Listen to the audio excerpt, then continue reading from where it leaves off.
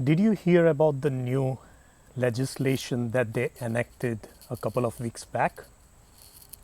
It is called Inflation Reduction Act. First of all, I have no idea why they call it Inflation Reduction Act.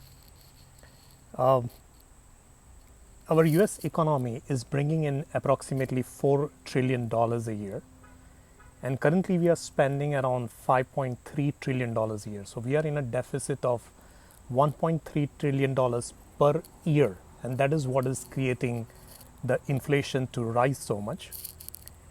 And this Inflation Reduction Act, under that act, they are going to spend approximately $437 billion, and they expect it to bring back $737 billion. So they are expecting to get around $300 billion positive, but that $300 billion positive is going to come over a period of 10 years. So on an average, it's going to be around $30 billion a year. Now, $30 billion positive when your economy is negative $1.3 trillion per year, that's like a drop in an ocean. So I have no idea how this Inflation Reduction Act is going to put any kind of dent in the inflation, how it is going to reduce inflation, but maybe I'm wrong, maybe I'm not seeing something. We'll see. Time will tell if there is any reduction in inflation because of this act. But that is what we are going to discuss today, what is included in the Inflation Reduction Act. Especially, we are going to take a look at the huge funding that is going to go to the IRS under this act, and what does that mean for small taxpayers like you and I. Should we be more careful now? Are we at a risk of higher audit now than ever before? What precautions should we take? How should we prepare for the same? So that is what we are going to discuss today. Okay, so coming up, before I move forward, this is your CPA Manish on Saturday, the 27th of August 2022. Hope all of you are doing well. And this video and everything that I say is just for your education and entertainment purposes. It should not be taken as any kind of legal or tax advice. Okay, so let's discuss the act.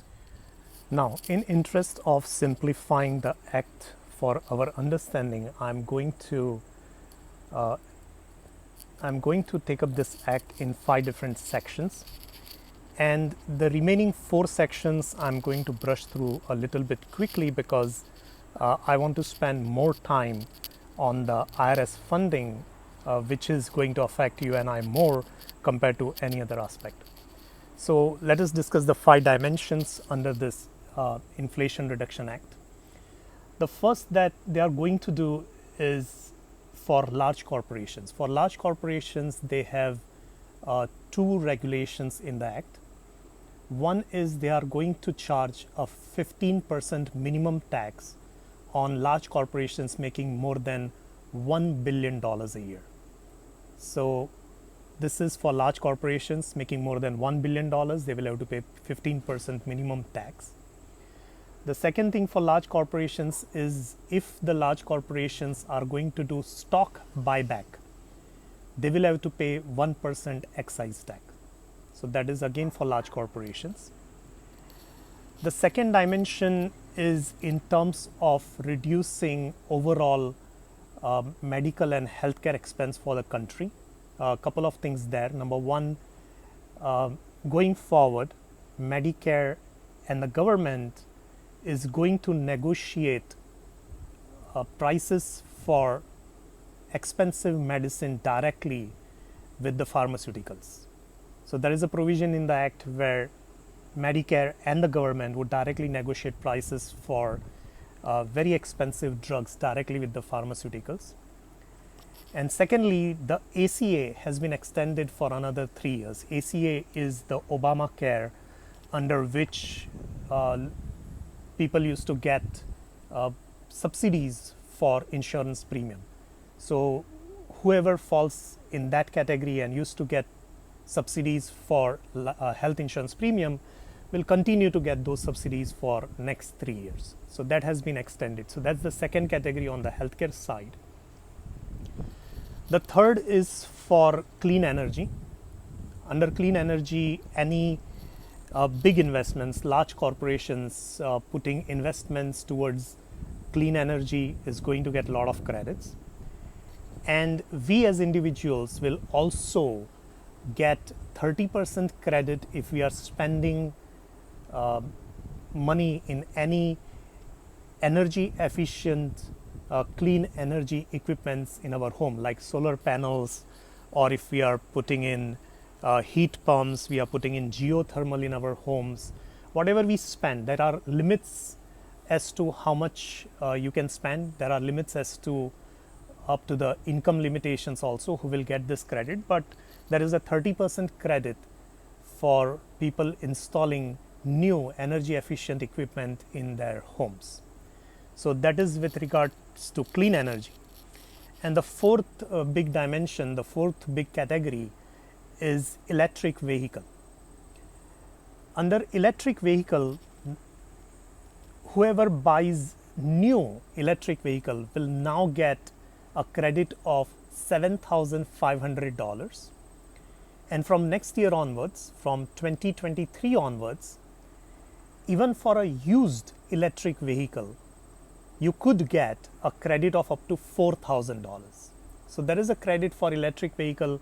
For the new one, $7,500, and for used, it is $4,000. But there are certain restrictions. Restrictions number one is that these electric vehicles should be assembled in US. So they have to be produced or assembled in US only. The dealers, the car dealers would know which vehicles would be eligible for this. If you Google, there is a whole list on the internet also. If you need that list, let me know, I'll give it to you. The second restriction is that if you're buying a new electric vehicle, a car, that car should not be more than, should not cost you more than $55,000. And if it's a SUV or pickup truck, then that should not cost more than $80,000. So a big restriction there. You can only buy electric vehicles less than $55,000 if it's a car, and less than $80,000 if it's a SUV, to get that $7,500 of credit that we just spoke about. Second restriction is also that if your AGI, annual gross income, if you are single, if it is more than $150,000 a year, you are not eligible for credit. And if your AGI, annual gross income, if you are married filing joint, and if it is more than $300,000, then you are not eligible for the credit. So there is a income limitation. You have to be making less than 150 if you are single, and less than 300,000 if you are married filing joint to be eligible for this credit. So there are a couple of restrictions. One is the value of the vehicle, whether it's a car or SUV, the 55,000, 80,000 I just mentioned to you about. And then there is restriction on the income. You should be making less than 150 and less than $300,000. Next year, when the used electric vehicle credit, the $4,000 comes into play, even at that time for the used vehicle credit also, the income limitations is $75,000 for single and $150,000 for married filing joint.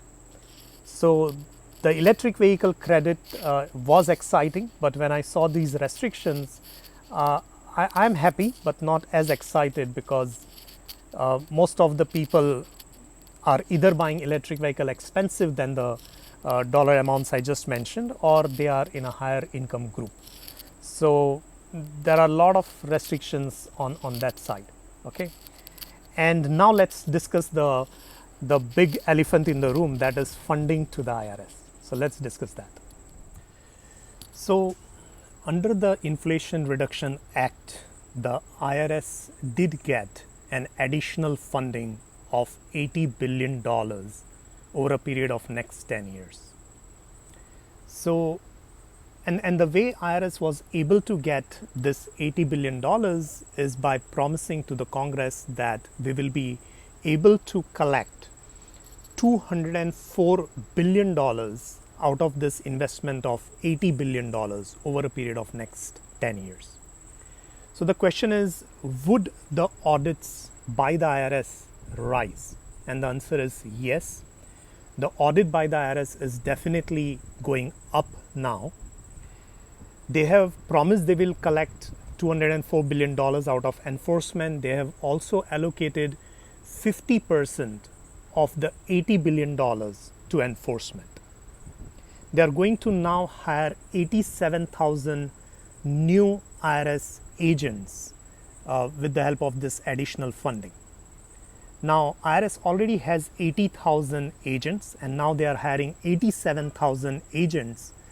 So there is a misconception that the IRS size has doubled because of this funding, which is not true, because 50,000 of agents are due to retire over next 10 years, and then this 87,000 are going to replace those 50,000 and then another 37,000 agents.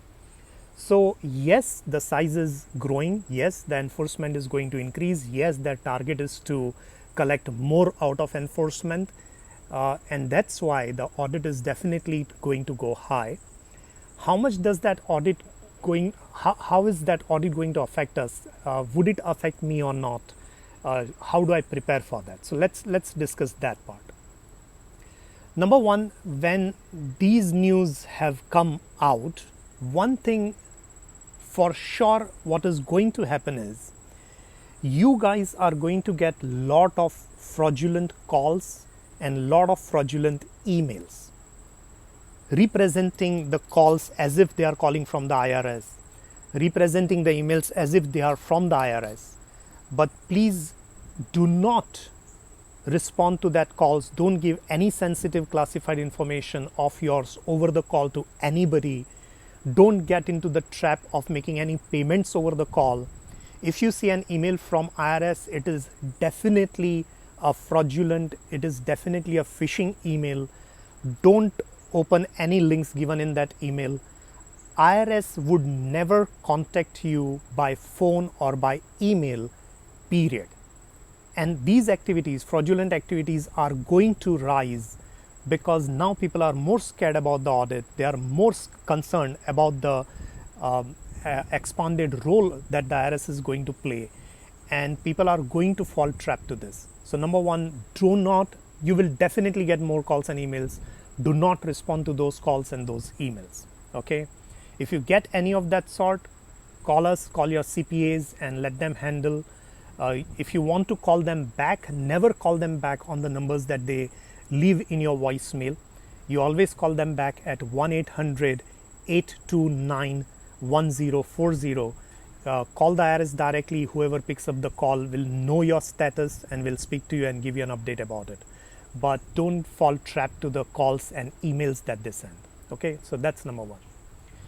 Number two, when IRS promised to the Congress that we will get you $204 billion, give us the $80 billion, they have also promised to the Congress that they will not increase scrutiny for taxpayers making less than $75,000. They have promised to the Congress that they will not increase scrutiny for taxpayers making less than $75,000. But then they will not increase. They will continue to do what they are doing right now. Okay? And right now, more than 50% of audits are for taxpayers making less than $75,000. More than 50% are for taxpayers making less than $75,000. It's not surprising because look, and let me come back to this in a couple of minutes. In my opinion, what is going to happen is they would like to audit people who are making more than $75,000. I would say they would like to really go after high net worth people, and the Biden administration has always talked about $400,000. So I would say there will be audit of people making more than $400,000 more. That is my personal opinion. This is just my opinion, that they are going to target people making more than $400,000, and people making less than $10 million. So between $400,000 and $10 million is, in my opinion, the range where the IRS is going to focus more. Okay, that is my opinion, and I have my own reasonings and logics for that. In my opinion, in my logic, if you have to go for people making more than $10 million, these people making more than $10 million will have an army of accountants behind them, would have an army of attorneys behind them, right? So if you are auditing people making more than $10 million, you are going to be faced with very sophisticated team of accountants and attorneys, and against maybe one or two or few of the IRS agents, newly appointed or experienced, trained or untrained, against those bunch of IRS agents, there would be a fleet of, there would be an army of experienced and very sophisticated accountants and attorneys fighting for every dollar. Not giving it up easily, because the more time is spent in audit, the more money these professionals make out of the audit. So that's not going to be an easy target. So would they audit them? Yeah, of course they will audit everybody. But in my opinion, going for taxpayers making more than $10 million doesn't give you the best bang for your buck. You see what I mean? The productivity, in that sense, as much time and money you spend behind those audits, you're not going to recover as much there. Okay, it's going to be a uphill battle for them to fight, right? They might or might not be equipped with this new agents and the training that they are going to give it to them, but that's not what I'm commenting on. I'm saying if I put my resources at something, I would put resources only at something where I think I'm going to get better results, right? So that's the logic. People making less than $400,000, again, my opinion is, if they are putting in time and energy, they might as well put at people where they can recover more taxes, right? So if somebody is making more than $400,000, chances are if I put more resources there, I'll get more taxes out of them. So that's my logic. I think people making more than $400,000 up to $10 million is the focus area. I could be wrong, we'll see. But that is what it is, in my opinion. Less than $400,000, less than $75,000, not more than what they have already been doing. And more than 10 million, I think with new team at the IRS, that might not be that very easy. Okay, so that's my opinion.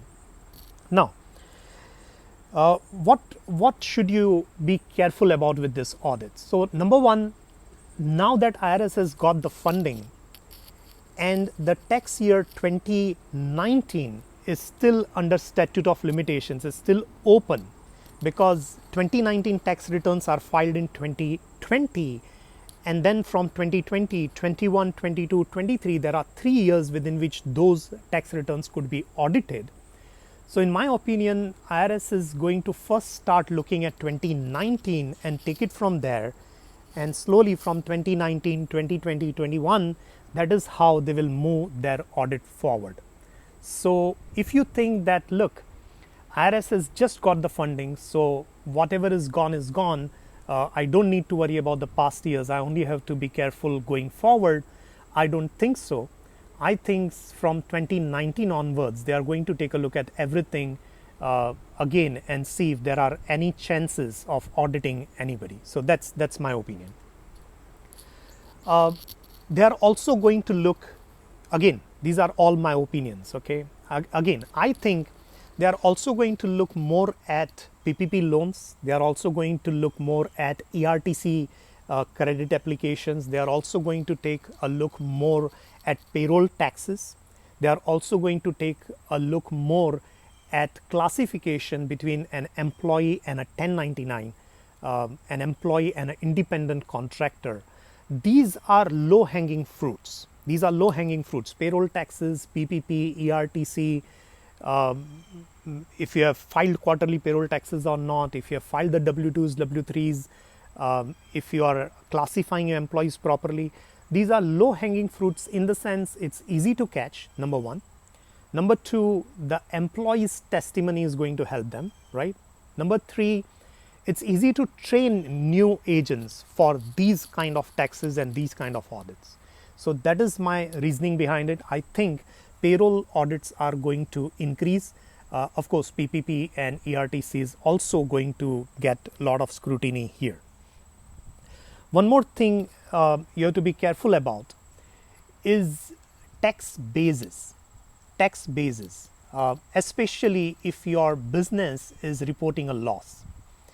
If your business is reporting a loss and you're taking those losses on your tax returns, you can take those losses on your tax returns only and only if your money is at risk. Only and only if your money is at risk. If you have taken loans in your corporation and you have created losses, but then those losses are because you funded those losses out of those loans, it's not your money that you lost, then you are technically, of course there are in detail laws and exceptions, but technically if you are not at the risk of losing your money, your own money, then you cannot take those losses on your tax returns. So if you have taken loans and you have lost money but not yours, it's the loan money that you have lost, then technically you cannot take those losses on your tax returns. So this definitely IRS is going to now take more look at, that if you're losing money in your business, have you lost your money, was your money at risk, or did you lose money but it was not yours? If it was not yours, you should not have taken those losses. So tax basis audit, again it's a low hanging fruit, easy to train people. So that might be under scrutiny also. Okay. One more thing which I keep on telling my clients all year round, multiple times I tell my clients, I send them so many emails on this, is try not to intermingle the funds. Don't intermingle the funds. Don't intermingle the funds in the sense, don't use your personal credit card or personal bank account for business purpose and then try to take a write-off for that. Or don't use another business bank account or another business's cash flow or another business's credit card for funding one business's expense. So don't intermingle funds, keep your funding separate. For a particular business, you should be spending money only from that particular business account or on that particular business's credit card. You should not use your personal funds, you should not use your personal credit card, you should not use other businesses' funds or cash flow to fund this business. That intermingling of funds is not seen favorably by the IRS. You know, when you form these corporations and entities, you are actually getting a protection, a corporate veil protection for liabilities from one to another. But when you start intermingling the funds and use one entity for the other, use one account, personal account for the other, you are yourself piercing the veil of corporate protection that you have gotten. And IRS doesn't look at that very favorably. So you do not want to do that. You should stop doing that. You should start doing it very clean. I always tell, if one of your entity has cash flow and another entity needs fund, don't use the cash flow directly. What you want to do, what you should do, is transfer the cash flow into one personal account. You draw the cash flow into a personal account, and from the personal account, you fund the other business. Okay? Don't do it directly. Don't connect the two. Transfer the excess money from one business into a personal account, that is called drawings, and from the personal account, fund the business that needs the money, that is called capital introduced. So do it that way. It's a clean way to do it. God forbid if you are audited, trust me, this is going to be very, very important and critical, and you will, God forbid, you will thank me at that time that you learned about this. Okay. Next, you should be very careful, not careful, you should be very aware of what your industry standards are. If you are not aware of your industry standards, you are going to goof up on your tax returns.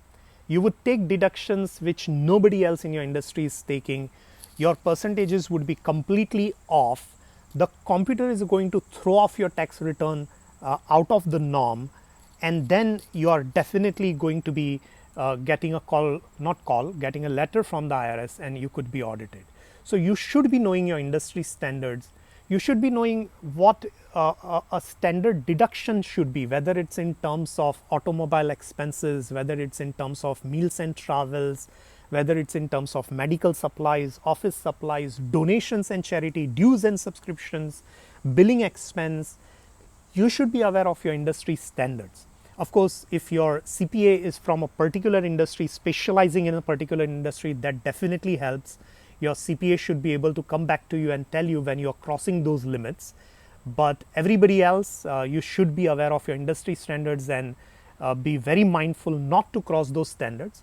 If you have genuine expense, then I'm not worried about the standards. If one particular year you had extraordinary medical supplies, it is a real expense, you can go through the audit with that kind of expense, then that's no problem. But otherwise, you should be, that's like a common sense thing. You should be aware of your industry standards and not do any nonsensical thing there, right? So be careful about that. I already mentioned about auto deduction, meals and travels. You know, these auto deductions, meals and travels, these accounts, these heads are always looked upon whenever somebody is looking at your tax returns. So if an IRS agent is looking at your tax returns, he's always going to question, invariably, he's always going to question your automobile expense, meals and travel expense. He's maybe going to even question cell phone expense if they see that that is too much outside the norm. You know, these are again low-hanging fruits. It's easy to catch, it's easy to train, and businesses usually try to push their envelope a lot in these areas, because there is always a little intermingling of automobile expense between personal and business, meals and travels between allowed and not allowed, what you should do and what you should not do, and they always find something. These are the accounts they love to audit, and most of the times they find people do not have explanations, they do not have the itinerary, they do not have the substantiating documents behind that. They say they had been at a CME or a conference, but then they have no proof that there was a CME or conference. They take their families with them for travel and try to write off the family's expense. They take exorbitant hotels, which is not allowed. They take first class travel, which is not allowed with the whole family. They would be on a cruise, they would spend money in 5-star hotels, and you cannot justify that. So it's very easy to audit, it's very easy to find something there, it's very easy to charge you tax on that. And you know what, tax being tax, you would have paid anyways. What they enjoy doing, for the lack of a better word, what they enjoy doing is charging you heavy penalties and interest on the tax. You know, if they are able to establish that this was a deliberate fraudulent transaction you were trying to do, they can charge you like 25% penalty if they want to, right? So that is where these are easily audited, always audited. Look, the expenses in the business have to be ordinary and necessary. Okay, they have to be ordinary and necessary. I'll just give you one example because I don't want to take up a lot of your time. But if you are a doctor and you're going from home to office and office to home, and you are a, say, primary care doctor and you are seeing patients only in office, right? And then if you try to write off a Lamborghini in your practice, Lamborghini cannot be ordinary and necessary. How can it be Aston Martin? How can it be ordinary and necessary? The auditor is going to ask you that, okay, you go from home to office, office to home, nobody even sees you driving. Nobody knows what car you are driving. Your patients don't care what car you are using. Then how can you say Lamborghini or Aston Martin is ordinary and necessary for my practice? It would have been ordinary and necessary for your practice if you were a financial advisor with NFL players as your clients, and then you had to visit them on a regular basis, go to their home, and they are going to see what car you are driving, and based on that they are going to make a decision whether to give you the money to manage or not. Then it becomes ordinary and necessary. But if you are going from home to office, office to home, and seeing patients in office, you cannot justify this. This is a classic example. I can give you dozens of examples, but that is for some other day. Keep in mind, if an expense doesn't seem to be ordinary and necessary, definitely that is a reason for you to be concerned about. So be careful of that. Keep tight documentation.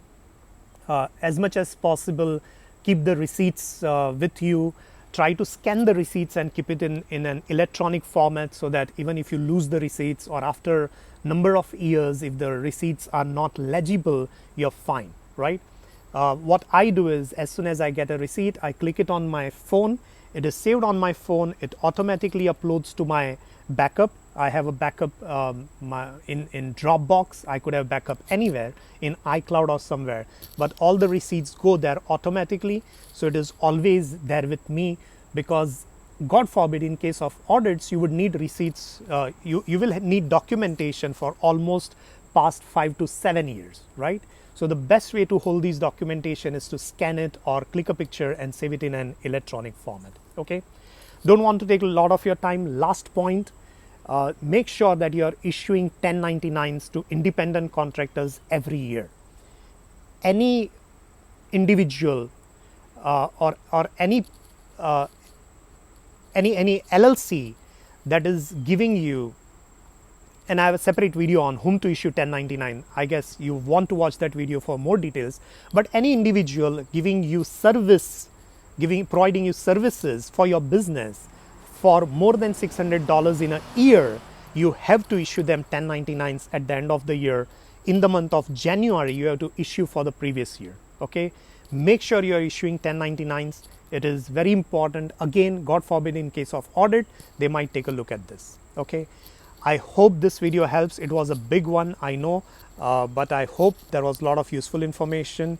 And take care, and I'll see you next time. Bye bye.